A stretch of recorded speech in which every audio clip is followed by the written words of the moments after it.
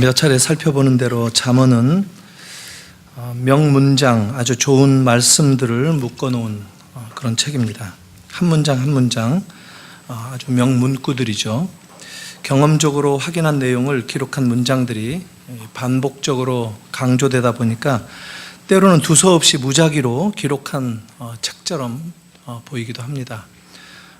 계속해서 지혜에 대해서 거듭거듭 반복되기도 하고 또 한 얘기를 다시 끊임없이 거듭해서 반복하는 그런 기록을 보여주기도 합니다.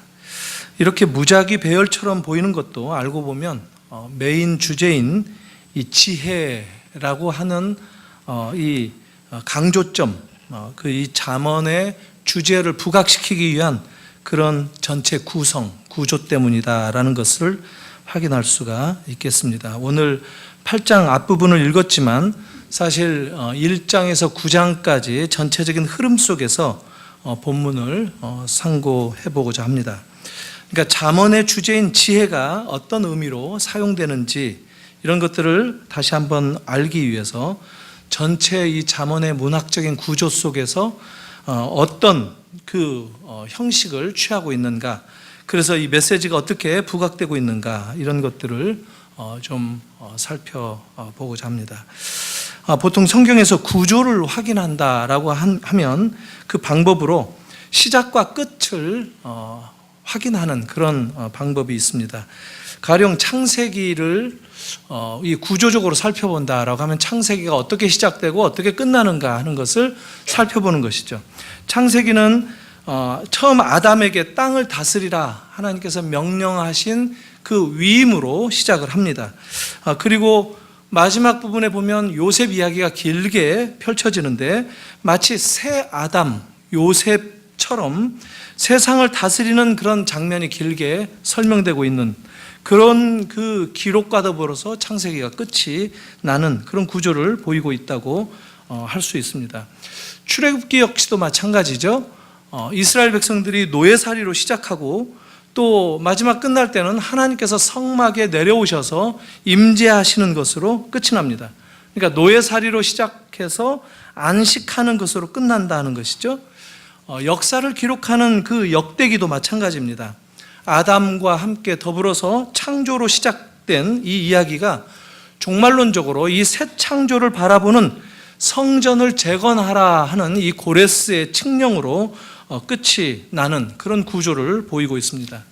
신약 성경도 대부분 마찬가지입니다. 마태복음 같은 경우에 예수님의 유대 족보가 처음 시작하고 있죠. 그래서 유대인들과 갈등을 빚고 또 그 유대인들에게 배척을 받다가 이제 유대가 아니라 온 이방, 열방을 향해서 복음을 전파하라 하는 이런 메시지를 선포하고 제자들에게 명령하시는 그런 말씀으로 복음서가 끝이 납니다. 사도행전도 마찬가지입니다. 예루살렘의 그 오순절에서 시작돼서 로마에서 바울의 사역을 감당하는 모습으로 끝이 나고 있죠. 이런 식으로 처음과 끝의 이 구조를 통해서 확인할 수 있는 그 전체 메시지의 어떤 분명한 이 틀을 확인하는 것이 아주 중요합니다. 잠언도 마찬가지입니다. 잠언은 소위 말하면 왕이 그 아들 왕자에게 쓴 책입니다. 주로 솔로몬의 이야기가 기록되고 있지만 31장에 보면은 르무엘 왕의 이야기가 잠깐 기록되기도 합니다. 그러니까 잠언은 왕자를 교육하기 위해서 여러 가르침을 주는 내용인데 그 핵심적인 주제가 뭐냐면 지혜입니다. 지혜를 터득해야 된다. 지혜를 붙들어야 된다. 지혜를 추구해야 된다. 지혜를 따라 살아야 된다. 지혜가 곧 생명을 줄 것이고 지혜가 너를 바른 길로 인도할 것이다 라고 하는 이 주제, 그러니까 왕자가 지혜를 선택해서 살도록 하기 위해서 잠언이 기록되었다라고 해도 과언이 아닙니다. 이 메시지를 분명하게 하기 위해서 지금 이 잠언의 전체 구조를 거기에 맞춰서 만들었다라고 하는 것을 우리가 본다면 반복되기도 하고 또 했던 말이 다시 나온다고 해도 바로 그 구조를 치장하기 위한 그런 설명들이다라고 본다면 쉽게 이해가 될 것입니다. 그런데 잠언에는 이 지혜가 주제인데 지혜의 반대되는 개념도 함께 등장합니다. 그래서 그 지혜 반대되는 어리석음, 이것도 함께 등장시켜서 왕자 교육을 시키는데 효과를 높이고 있습니다. 그런데 재미있는 것은 지혜를 의인화시켜서 소개한다는 겁니다. 지혜는 여자로도 나타나기도 하고, 또 왕자가 만나서 결혼해야 될 지혜로운 여인으로 나타나기도 하고, 그래서 잠언에는 지혜로운 여자와 함께 또 어리석은 여자도 함께 등장합니다. 그러니까 왕이 자기 왕자에게 사랑을 서로 겨루는 두 여인을 언급하면서 둘 중에 한 여인을 선택해서 결혼해야 된다, 이렇게 가르칩니다. 누구를 골라야 될까요? 두말 없이 지혜를 선택을 해야 되죠. 지혜는 여인이기도 하고 우리가 일평생 인생을 살아가는데 동반자로 여길 만한 그런 개념이다라고 합니다. 지혜는 사실 신약에서는 바로 예수 그리스도를 뜻하기도 합니다. 우리가 꼭 자녀들을 키울 때 가지고 있는 이 부모들의 심정이 이 잠언에 그대로 반영되고 있다라고 해도 맞습니다. 지혜는 생명을, 부를, 명예를 가져다주는 반면에 어리석음은 가난과 부끄러움과 궁극적으로는 결국 멸망하는 죽음을 가져다 준다라고 강조하는 것이죠. 그러니까 한마디로 잠언에서 어리석은 여자의 집은 곧 무덤으로 가는 길이다, 무덤으로 가는 하이웨이, 고속도로다라고 얘기합니다. 아주 빠르게 멸망할 수밖에 없다라고 얘기를 하는 거예요. 이게 어리석은 여자, 사람이기도 하지만 의인화된 지혜, 곧 예수를 믿고 예수를 따르지 않는 그 모든 다른 삶을 얘기하는 상징적인 메시지이기도 합니다. 이게 바로 잠언의 메시지이면서 핵심적인 메시지이면서 잠언 전체를 구성하고 있는 이 스트럭처, 구조다라고 할 수 있습니다.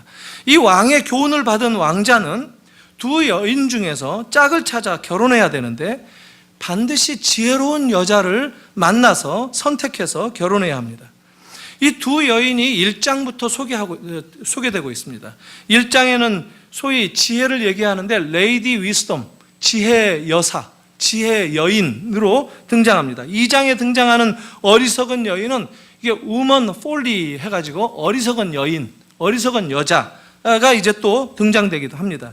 그러니까 잠언 전체 이야기의 구성이 아버지가 아들에게 뭔가 지혜로운 이 통찰력을 가지라고 용기를 주면서 가르치는 그 권면 가운데 반복적으로 사이사이에 계속해서 어리석은 여자는 피해야 된다, 어리석은 꾀에 빠져들어가면 안 된다, 유혹에 빠지면 안 된다라는 경고의 메시지를 계속 주고 있다라고 합니다.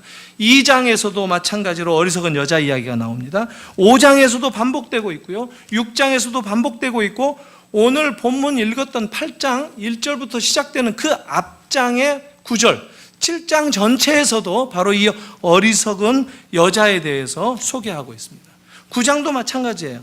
그러니까 잠언이 명문장들을 모아놓은 모음집이라고 말을 했지만 구조적으로 본다면 잠언이야말로 하나의 완성된 짜임새에 있는 분명한 지혜의 메시지를 전달하기 위해서 그 가운데 왕이 왕자를 교육하는, 그리고 그 왕자가 교육의 이 결과대로 바로 가르침을 따라서 바른 선택을 한 인생을 사는 그런 완벽한 드라마다라고 하는 것을 우리가 확인할 수 있다는 겁니다. 그래서 잠언은 쉽게 말하면 두 여인을 두고 선택하는 아들의 이야기다라고 얘기해도 틀린 말이 아닙니다. 이 두 여인은 운명적으로 서로 완전히 다른 입장을 보이고 있고 다른 속성을 보이고 있고 다릅니다. 여기 주인공 아들은 바로 이 왕자는 어쩌면 우리들이기도 합니다. 우리 한 사람 한 사람이기도 하고, 이 잠언을 읽는 모든 독자들이 바로 그 왕자입니다. 이 잠언을 읽는 이 리더들이 바로 이 메시지를 들을 때 지혜를 선택하라, 지혜가 지금 오늘 말씀도 그러고 있죠. 길거리에서 외치고 있다는 거예요. 지혜가 이 아주 울부짖고 있다는 거예요. 왜냐하면 그 앞장에 나와 있는 대로 7장에 이 어리석은 여인, 여기서는 이 낯선 여인으로 얘기하는데 그 요한계시록이라든가 이 성경 전체적인 맥락에서 이게 음녀로 해석되기도 합니다. 이게 이제 부정한 여인으로 묘사되기도 하고 있고, 이 7장에 나오는, 이따 살펴보겠지만 그런 여인의 유혹을 지금 견디지 못하고 어느 한 젊은 청년이 따라갔다는 거예요. 그것을 보고 지금 8장 1절에 뭐라고 얘기하느냐면 지혜가 부르지 아니하느냐, 명철이 소리를 높이지 아니하느냐. 그러니까 우리가 유혹받는 모든 현실 가운데 지혜가 항상 우리에게 외친다는 거예요. 지혜가 거기서 그만두라고, 유혹받지 말라고, 거기에서 넘어가지 말라고 지혜가 우리를 붙잡는다는 얘기를 한다는 겁니다. 사실 이런 점에 있어서 잠언은 마치 이 안데르센의 동화 같습니다.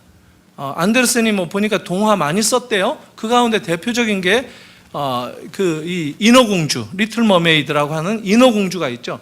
인어공주 이야기 보면 이 왕자가 둘 중에 두 여인 가운데 한 여자를 선택해야 되는데, 이 실업증에 빠진, 목소리를 빼앗겨 버린 이 인어공주를 선택해야 되는가, 아니면 지금 젊은 아름다운 목소리를 하고 있고 젊은 여자로 둔갑해서 자기 앞에 자기를 유혹하고 있는 이 바다 마녀를 선택할 것인가. 이때 이 왕자가 굉장히 디즈니식의 버전은 모든 것을 해피엔딩으로 만들기 때문에 이 안데르센의 동화도 슬픔이 없이 아주 행복하게 이 왕자가 잘 인어공주를 선택했다 하는 이런 이야기인데, 바로 그런 이야기와 똑같습니다. 왕자가 성문에서 외치는 지혜의 소리를 듣고 참되고 바른 그 지혜를 아내로 선택한다는 겁니다. 그 왕자는 역시 성문에서 그를 유혹하는 음녀, 어리석은 여인을 만났는데, 그런 유혹을 받는 가운데서도 이겨내고 성공적으로 잘 견뎌내고 마침내 지혜로운 여인을 선택해서 결혼했다는 거예요. 이제 그 왕자와 그의 신부는 왕실을 이룰 것이고, 그 왕실이 바로 하나님 나라의 이 상징적인 표상이다라고 얘기할 수 있습니다. 이런 구조와 등장인물은 일반적으로 성경을 이루는 전체 주제와도 딱 맞아 떨어지는 그런 구조입니다. 우리 이 인류 역사 가운데 성경이 얘기하고 있는 이야기 가운데 첫째 왕자가 누구였죠? 아담이었습니다. 아담은 음녀 부인의 말을 따를 것을 선택하였다라고 성경은 얘기합니다. 물론 이 하와에 대해서 너무 가혹한 표현 아니냐, 근데 고린도후서 11장 1절에서 3절까지 보니까 그 답이 분명하게 나옵니다. 제가 읽겠습니다. 고린도후서 11장 1절에서 3절입니다. 원하건대 너희는 나의 좀 어리석은 것을 용납하라. 청하건대 나를 용납하라. 내가 하나님의 열심으로 너희를 위하여 열심을 내노니 내가 너희를 정결한 처녀로 한 남편인 그리스도께 드리려고 중매함이로다. 그러나 나는 뱀이 그 간계한 하와를 미혹한 것 같이 너희 마음이 그리스도를 향하는 진실함과 깨끗함에서 떠나 부패할까 두려워하노라. 고린도 성도들에게 바울이 얘기하고 있습니다. 너희의 마음이 바르게 그리스도를 향해 있어야 되는데 그 진실하고 깨끗하지 못하고 타락하고 떨어져서 부패할까 두렵다고 얘기를 하는 겁니다. 그러니까 잠언은 그 어리석은 여인의 최종적인 위치가 어디에서 끝나느냐면 바로 스올에서 끝난다라고 얘기를 합니다. 지옥이죠, 지옥. 마지막 아담은 그런데 어떤 선택을 했습니까? 첫째 아담은 바로 그 선택에서 지혜를 선택하는데 실패했습니다. 그래서 세상에 죄가 들어왔죠. 그래서 하나님과의 관계가 단절되었죠. 그래서 이 세상의 모든 고통과 고난, 죽음이 들어온 것이에요. 그것을 해결하기 위해서 하나님께서는 둘째 아담을 보내신 거예요. 그 둘째 아담이 어떻게 행하셨습니까? 아버지의 말씀을 아주 잘 듣고 흠없는 신부를 얻기 위해서 결국 십자가를 지시고 죽으셨다라고 하는 것이 성경의 이야기입니다. 지금은 그의 신부를 오히려 칭송하고 있습니다. 마치 잠언 31장 마지막 장에서 지혜로운 여인과 결혼한 그 지혜로운 여인을 오히려 칭송하고 찬양하는 그거와 같이 예수 그리스도를 높이고 예수 그리스도가 이루어 놓은 새 언약의 이 공동체, 그것을 바로 성경은 높이고 영광된 그런 공동체다라고 얘기하는, 그것이 바로 예수가 확보하고 예수가 분명하게 이 세상 가운데 성취한 지혜의 결과다. 예수가 바로 지혜다라고 성경은 얘기하는 겁니다. 오늘 사실 그 설교를 좀 짧게 하려고 준비를 했는데 한 가지만 좀 생각해 보겠습니다. 짧게 될지 길게 될지는 모르겠습니다만 이 7장에 나오는 이 음녀에 대한 묘사를 좀 생각을 해볼 것인데 기생복장을 한 음녀가 거리에서 청년을 유혹하면서 이런 말을 합니다. 15절부터 제가 직접 읽겠습니다. 15절부터 마지막 절까지 제가 읽겠습니다. 이러므로 내가 너를 맞으려고 나와 내 얼굴을 찾다가 너를 만났도다. 이게 지금 유혹하는 여자가 지금 젊은 청년에게 너 하면서 지금 하는 얘기입니다. 내 침상에는 요와 애굽의 무늬 있는 이불을 폈고 모략과 침향과 계피를 뿌렸노라. 오라, 우리가 아침까지 흡족하게 서로 사랑하며 사랑함으로 희락하자. 남편은 집을 떠나 먼 길을 갔는데, 지금 이 결혼한 여자예요. 남편 없는 사이에 젊은 청년을 지금 끌어들인다는 거예요. 은주머니를 가졌은즉 보름날에나 집에 돌아오리라 하여 여러 가지 고운 말로 유혹하며 입술에 호리는 말로 꿰물어 젊은이가 곧 그를 따랐으니 소가 도수장으로 가는 것 같고 미련한 자가 벌을 받으려고 쇠사슬에 매이러 가는 것과 같도다. 필경은 화살이 그 간을 뚫게 되리라. 새가 빨리 그물로 들어가되 그의 생명을 잃어버릴 줄을 알지 못함과 같으니라. 이제 아들들아, 내 말을 듣고 내 입의 말에 주의하라. 내 마음이 음녀의 길로 치우치지 말며 그 길에 미혹되지 말지어다. 대저 그가 많은 사람을 상하여 엎드러지게 하였나니 그에게 죽은 자가 허다하니라. 그의 집은 스올의 길이라 사망의 방으로 내려가느니라. 지금 이렇게 음녀가 한 청년을 유혹하는 이 어리석은 유혹에 넘어가는 그 젊은 청년의 이야기를 소개하고 있습니다. 이건 지금 우리의 주인공 왕자가 아닌 것이죠. 유혹에 빨려 넘어진 이 어떤 한 젊은 청년을 소개하고 있다는 거예요. 거리에서 유혹하는 그 낯선 여인에게 지금 끌려가는 거예요. 옷차림만 봐도 누군지 뻔히 알아야 되는데 그걸 모른 채 유혹하는 말을 듣고 따라 들어간다는 거예요. 이런 장면을 지금 뭐라고 표현하느냐면 도살장에 마치 소가 끌려가는 것과 같다라고 얘기하는 겁니다. 이게 아주 심각한 경고죠. 16절 보니까 유혹하는 말을 하면서 애굽에 무늬 있는 이불을 펴놨다라고 얘기합니다. 애굽에 무늬 있는 이불이라는 표현은 애굽의 이 이방 종교의 유혹에 미혹되지 말라 하는 이런 의미가 들어 있습니다. 그런 행간을 우리가 읽어야 돼요.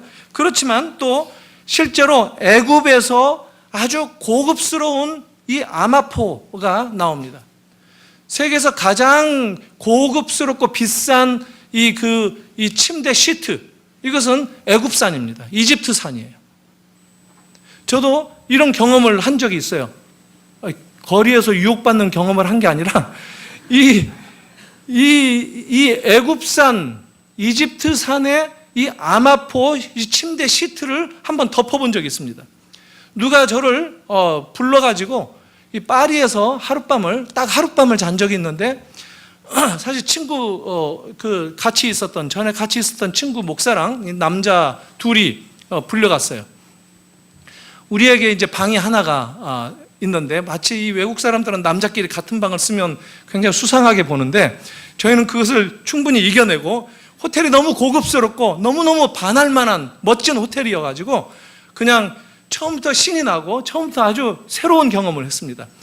프린스 갈이라고 하는 이 갈이라는 게 이 고울의 왕자, 이 고울이 이 프랑스의 옛날 이름입니다. 이 갈리아 이런 말이죠. 그러니까 이 프린스 갈, 이 호텔 이름이에요. 이게 아마 그 값으로 따지면 이게 7성급 호텔이에요. 근데 같이 이제 나란히 침대에 누워서 잠을 자야 되는데 잠을 이룰 수가 없어요. 제가 이게 명주도 아니고, 그러니까 비단도 아니고, 이 시트를 이렇게 만지작거리는데 이 촉감이 아마 제가 지금도 잊을 수 없을 만큼 그게 어느 정도의 부드러운 촉감인지 그 이상 경험해 본 적이 없을 만큼 상상을 초월하는 부드러움이었어요. 밤새 이거를 만지작거리면서 둘이 얘기를 했습니다. 그러면서 뭐라고 얘기했느냐면 야, 우리도 이런 걸 한번, 우리 이런 호텔에서 지낼 수는 없지만 그래도 돈 모아가지고 이 침대보 하나는 살 수 있지 않겠냐, 이거 하나 사자. 아직도 그걸 그 약속을 이루지 못했어요. 그 생각 나니까 다시 또 그 사고 싶은 생각이 들 만큼, 이게 이 이집트산 이 침대 시트, 이 아마포는 세계 최고입니다. 저는 그때 잠을 못 이루던 이걸 만지작거리면서, 우리 애 키울 때 이 애가 지 담요를 만져야지 잠을 잤거든요. 근데 저는 그런 습관이 전혀 없는데 그날은 밤새 이것을 만졌어요. 눈 뜨고 또 만지작거리고.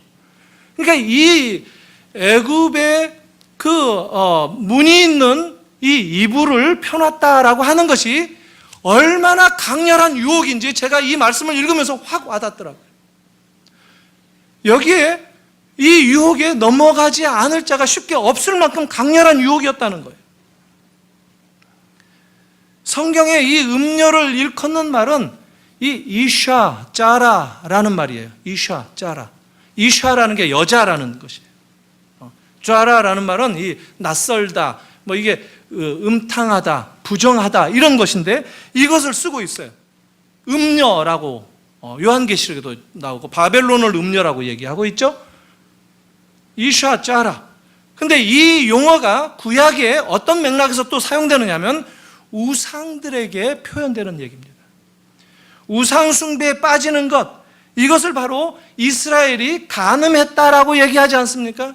하나님은 이스라엘을 불러서 정결한 신부로 만들어서 언약을 맺고 이스라엘과 함께 결혼하신 분으로 등장하시는데, 이 이스라엘은 그 하나님을 향해서 정죄를 지키는 것이 아니라 신앙을 패대기를 치는, 끊임없이 애굽의 이 종교적인 이 우상에 빨려 들어가게 되고, 메소포타미아, 또 바벨론, 아수르, 이런 이방 신들에게 끊임없이 우상 숭배를 했다는 거예요. 그것을 성경은 일관되게 얘기하기를 간음했다라고 얘기합니다. 그러니까 우상 숭배와 이 간음, 이것은 함께 연결되는 표현이다라고 하는 것이에요. 성경의 이 언어 습관입니다. 신약에서도 마찬가지로 그런 표현을 합니다. 성적 타락, 우상 숭배, 이게 같이 표현되는 것이다라는 거예요. 여기에서 지혜 외치는 소리를 들어야 된다는 거예요. 이게 오늘 잠언의 말씀입니다.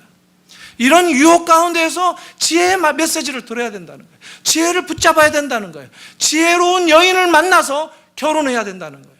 이게 잠언의 메시지라는 거예요. 오늘 우리가 살고 있는 환경이 어떻습니까?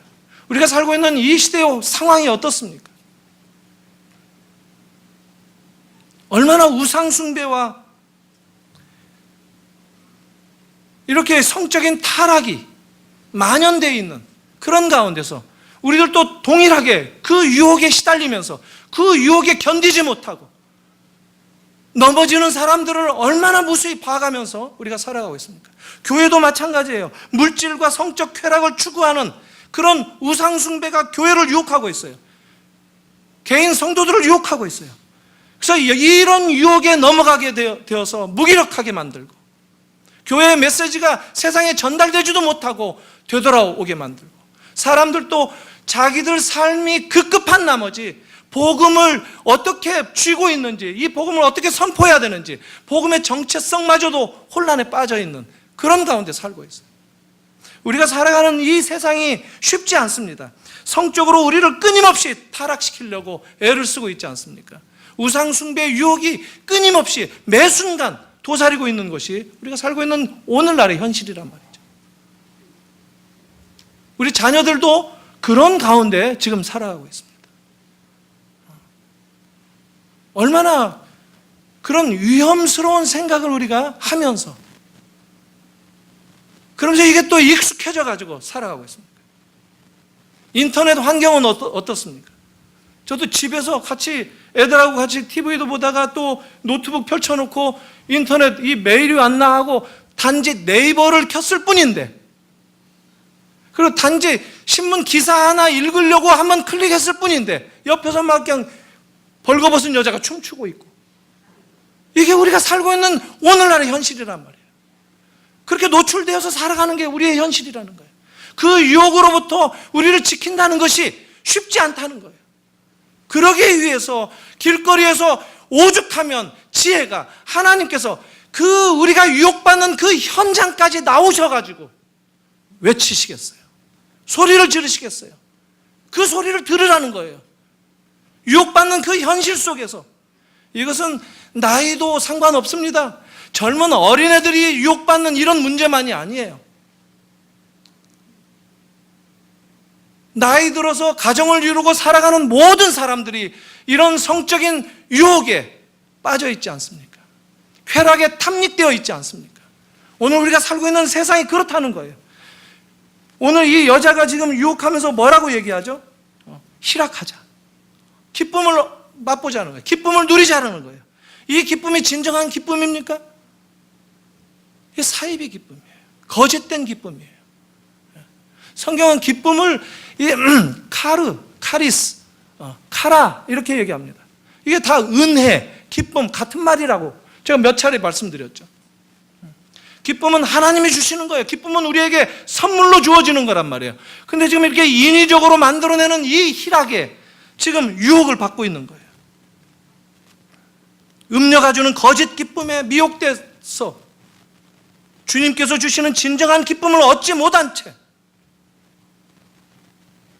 이 세상을 살아간다면 거기에 무슨 비전이 있겠느냐 말이죠. 사랑하는 성도 여러분, 여러분들에게 오늘 이 말씀을 빌어서 다시 한번 당부합니다. 우리가 살고 있는 이 세상의 이 정체는 우리를 끊임없이 넘어뜨리려고 하고 우리를 유혹하는 것들로 가득 차 있는 세상입니다. 그것을 알아야 돼요. 거기에서 이겨내야 되는 거예요. 자녀들에게도 그것을 가르쳐야 되는 거예요. 지혜를 선택하라고, 지혜를 붙들라고, 지혜를 쫓아가라고 얘기해야 되는 거예요. 공부하라, 공부하라는 얘기는 얼마나 많이 했습니까? 애들이 제일 듣기 싫은 얘기가 엄마가 공부하라는 얘기라고 하지 않습니까? 설문조사에 다 나와요. 우리 한국 아이들이 돈이면 이 세상의 모든 문제가 해결된다. 중고등학생이 68%의 설문조사에 응했어요. 우리 애들이 그렇게 지금 망가지고 있다는 거예요. 돈이면 다 된다는 거예요. 나는 돈 벌기 위해서 산다는 거예요. 돈 버는 게 목적이라는 거예요. 어디서 배운 거죠? 어른들이 그것을 그렇게 보여주고 살았기 때문에 그것을 쫓아가는 거 아니겠습니까? 이거 회복해야 되는 거예요. 가정에서부터. 이타적이어야 됩니다. 내가 공부를 왜 하는지, 내가 돈을 왜 버는지, 내가 누구인지, 내가 어떤 삶을 살아야 하는지, 하나님께서 나에게 이 세상에 보내신 그 삶의 목적을 따라서 사는 것, 이 비전을 아이들에게 먼저 가르쳐야 되는 거예요. 어른들부터 돈의 노예가 되어 있다면 아이들에게 돈이 전부가 아니다. 더 귀한 게 있다. 더 가치 있는 것이 있다. 더 네 인생의 목적을 찬란하게 만들어줄 것이 있다. 더 영광스러운 것이 있다라고 어떻게 얘기할 수 있겠습니까? 이거를 가정에서부터 회복하셔야 됩니다. 지혜를 붙들어야 된다. 눈에 보이지 않을지 몰라도 우리가 감각적으로 쉽게 손으로 붙들고 만질 수 없는 것이라 할지라도 하나님의 말씀을 붙들고 따라가야 된다. 하나님의 말씀을 지켜야 된다. 이걸 가르쳐야 됩니다. 가정이 거기에서부터 새로 일어설 수 있습니다. 교회도 그걸 세워야 됩니다. 내 아이들이 공부를 잘하고 성공한다고 칩시다. 그런 사람 얘기 많이 들어요. 저도.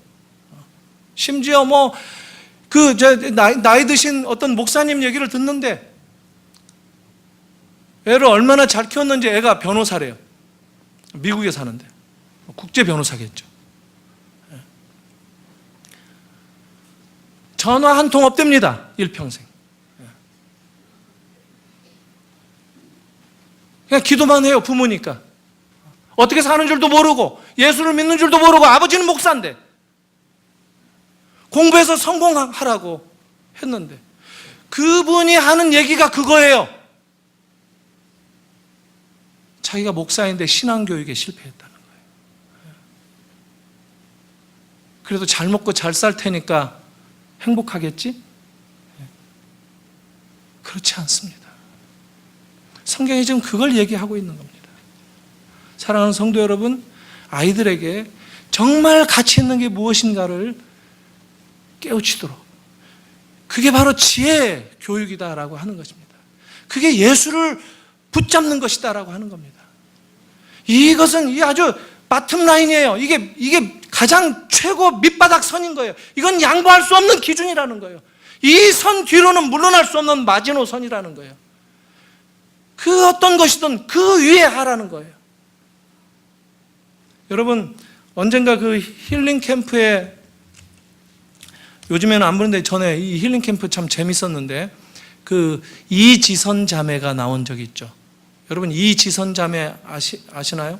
얼굴이 화상 입어서 아주 참 삶이 바뀐 대학생이었는데, 아주 그냥 봐도 돋보일 만큼 잘생긴 미인이었는데, 오빠하고 같이 차를 타고 가다가 만취한 상대방 운전사에 의해서 정면 충돌하고 차에서 불이 나가지고 화상을 입고 가까스로 생명을 건진 그 자매예요.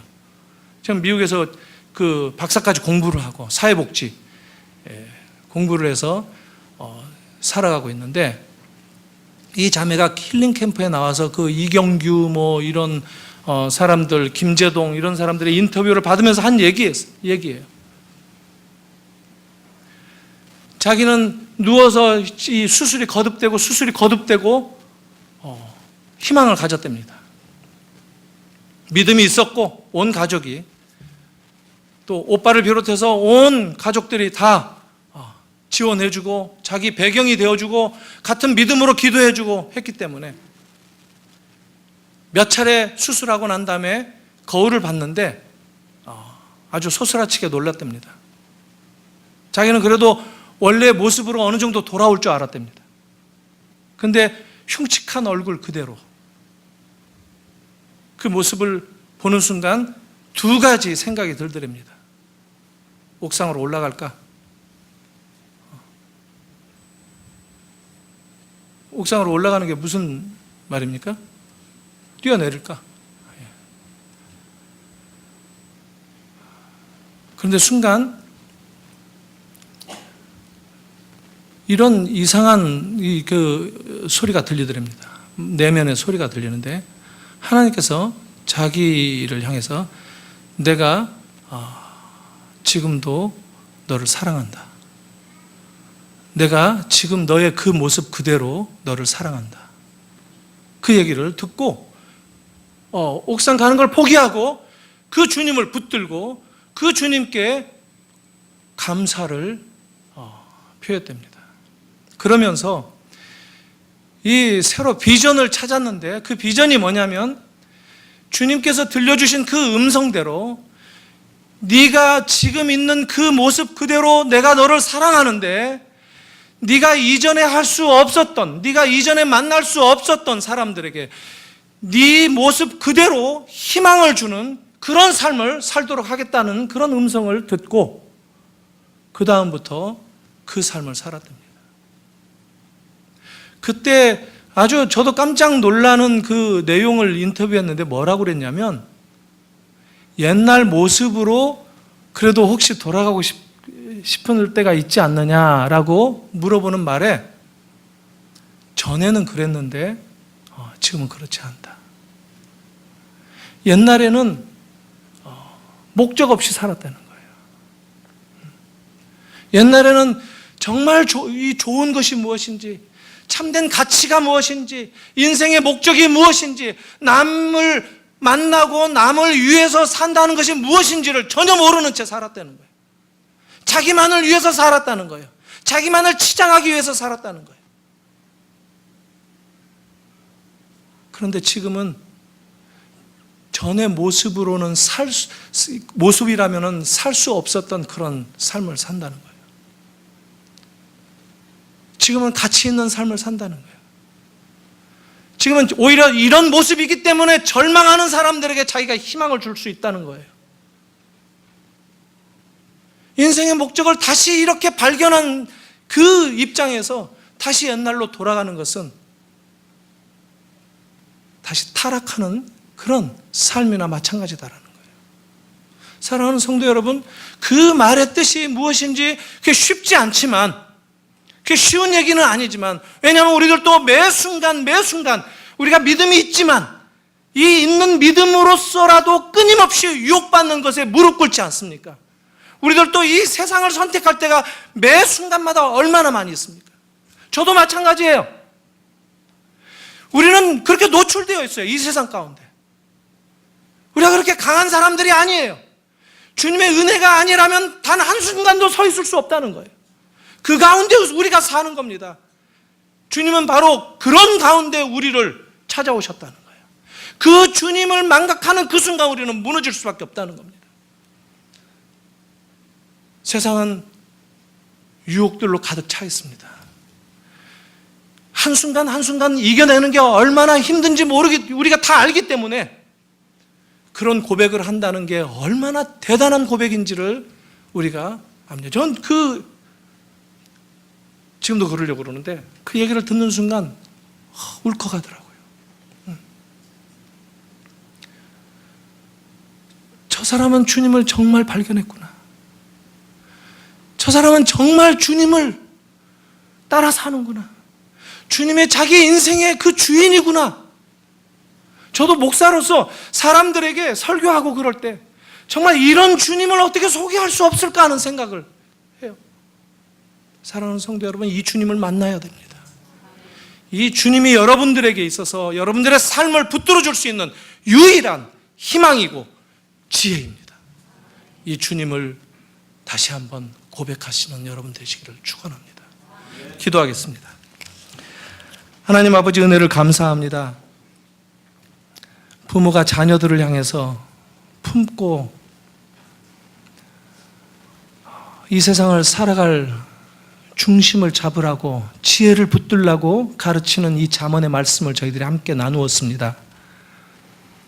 우리들도 연약한 가운데 있으며 우리들도 실패한 적이 많은 그런 어른들로서 우리의 자녀들을 바라보면서 이 험한 세상, 유혹으로 들끓는 이 세상 가운데에서 어떻게 주님을 만나며 어떻게 만난 그 주님을 따라서 주님을 붙들고 살아가야 하는지 주님 은혜를 베풀어 주시기를 원합니다. 긍휼을 베풀어 주시기를 간구합니다. 주님, 오늘 이 말씀 앞에 우리 모든 심령들이 하나 되어서 주님을 중심에 다시 한번 붙들기를 원하오니 주님, 다시 한번 우리의 이 길거리에서 외치시는 그 지혜의 음성으로 우리에게 각인될 수 있도록 역사하여 주시옵소서. 성령으로 이 지혜를 따라 살아 지혜와 함께 결혼하고 지혜와 함께 주님께서 허락하신 그 왕위를 영원히 보존하는 자리에 다 설 수 있도록 우리 모든 심령들 붙잡아 주시고 우리 샘물결 교회를 그 지혜를 쫓는 교회로 세워주시기를 간구합니다. 주님, 불쌍히 여겨주시고 오늘도 우리의 마음의 갈등 가운데 지혜의 영을 부어주시고 우리의 심령이 주님으로 인하여서 새롭게 되는 것을 경험할 수 있도록 은혜를 덧입혀 주시옵소서. 예수님의 이름으로 기도하옵나이다. 아멘.